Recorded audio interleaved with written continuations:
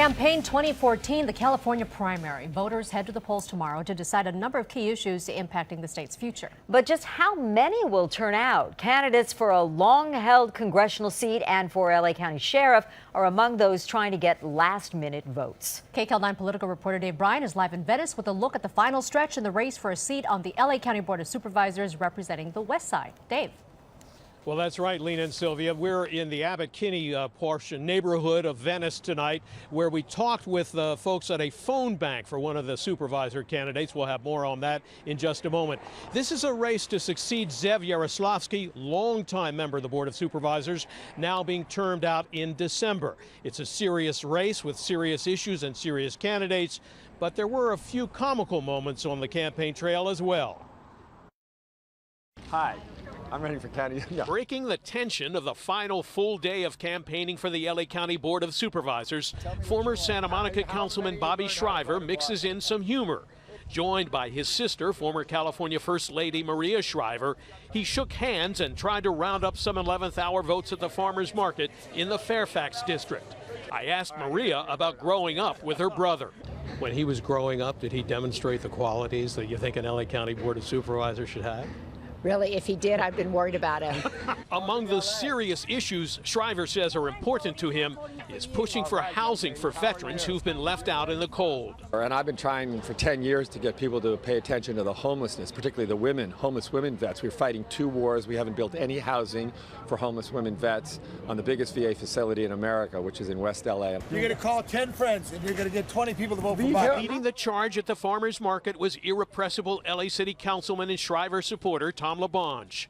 But with Shriver, even some of his exchanges with voters take on a humorous reality show feeling, like this with a lady who told him she's a television personality. Do you know there's an election tomorrow? Tomorrow? Okay. Oh. This is the man, Bobby Shriver, right Bobby here. Shriver. Who's Bobby? Wait, am I on TV right now? My hair is not done.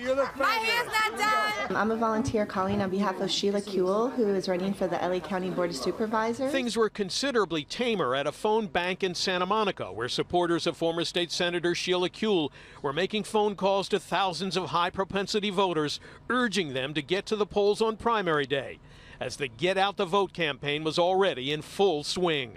You know, we call 1,000, maybe 1,500 people every time people come over, and they were here Friday and Saturday and Sunday and today, and they'll be here tomorrow from 8 to 12. We target people who have voted consistently in the last 5 races, and then, or 4 out of 5, because those are the best bets. Those are the people you send the mailers to. Rick, taking a break? You darn right. Among the volunteer callers working the phones for Kuehl was former LA City Controller Rick Tuttle.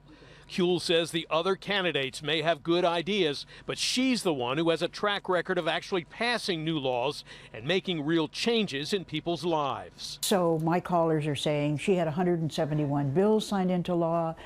She established nurse-to-patient staffing ratios. She got paid family leave in California, first state to ever have it.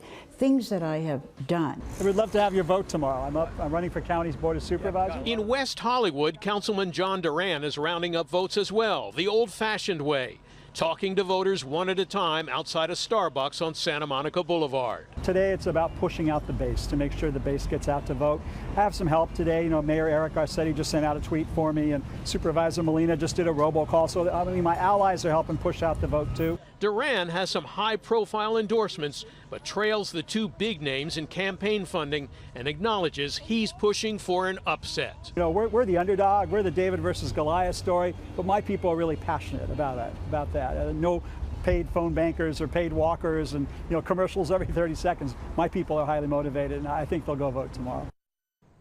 So 3 major candidates, but only 2 of them will get into the runoff in November, assuming none of the candidates gets more than 50% of the vote tomorrow.